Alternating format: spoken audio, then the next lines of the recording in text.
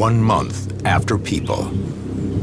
In a series of steel sheds and concrete bunkers in rural Pennsylvania, thousands of pounds of explosive power sit idle in a fireworks factory. In the time of humans, over 200 million pounds of fireworks were set off annually. That's twice the explosive power of the nuclear bomb that destroyed Hiroshima.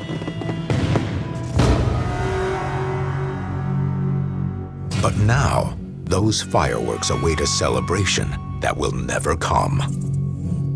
Are these explosives in any danger of going off? It happened at a fireworks factory in Denmark in 2004, killing 1 person, injuring 17, and damaging over 200 houses.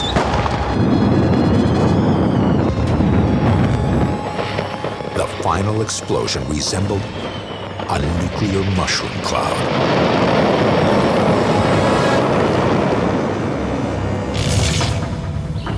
In America, regulations require smaller buildings, each containing smaller amounts of explosives, to prevent a massive explosion like the one that happened in Denmark.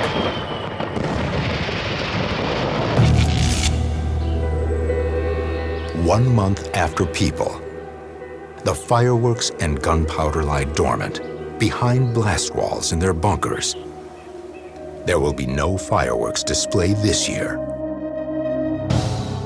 At least, not yet.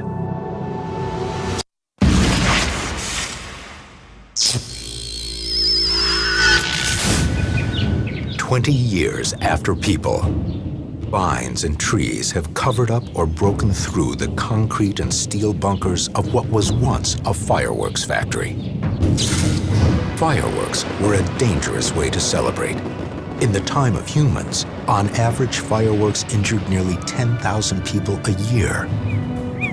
Now, it is late summer, dry heat, and a wildfire begins to burn out of control through the woods.